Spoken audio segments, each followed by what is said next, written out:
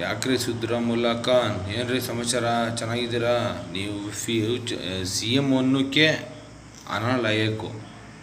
ಇನ್ನೊಂದು D K Shivakumar ಅವರೇ, ನಿಮ್ಮ ಪಾದಕ್ಕೊಂದು ಶರಣು. ಜೀವನದಲ್ಲಿ ಇನ್ನೊಂದು ಸತಿ ಓಟ್ ಹಾಕೋದಿಲ್ಲ ನಿಮಗೆ. ನಮ್ಮ ತಾಯಿ ಸತ್ವಾಗಲೂ ಅದು ಏನಕ್ಕೆ ಅಂತಂದರೆ, ನಾವು ನಮ್ಮ ಮಕ್ಳಿಗರು ಬೆಳೀಲಿ ಅಂತ ನೀವು ನಿಮ್ಮನ್ನೇ ಬೆಳೆಸ್ಕೊಯ್ತವೆ.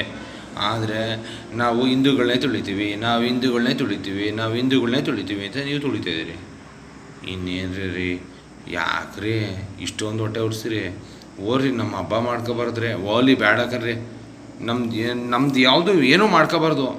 ಮುಂಜಿ ಮಾಡಿಸ್ಕೊಂಡು ನಾವು ಅವ್ರ ಥರ ಇದು ಮುಸ್ಕು ಹಾಕೊಂಡು ಮಸೀದಿ ಒಳಗೆ ಹೋಗ್ಬೇಕು ರೀ. ನಿಮ್ಮ ಅದೇನು ಬೈಬಾರ್ದು. ಯಾಕ್ರಿ ಬೇಡ ಕಣ್ರಿ.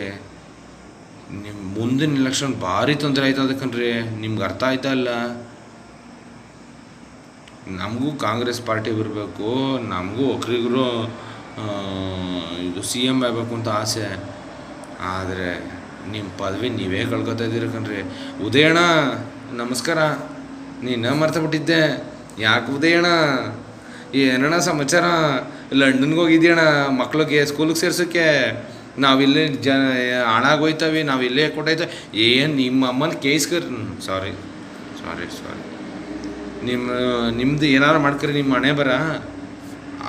ನನ್ನ ಮಗನ ಲಂಡನ್ ಕರ್ಕೋಗಿ ಓದಿಸ್ಬಿಟ್ಟು ನಾನು ದೊಡ್ಡವನು ಮಾಡ್ತೀನಿ ಅಂತಂತಿದ್ದೀರ ನೀವು. ಓ, ಗೌರ್ಮೆಂಟ್ ಸ್ಕೂಲಲ್ಲಿ ಓದೋದಿಲ್ವ ನಿಮ್ಮ ಮಕ್ಕಳು? ಏಕೆ ಗೌರ್ಮೆಂಟ್ ಸಂಬಳ ನೀವು ತಗೋತಾ ಇಲ್ವಾ?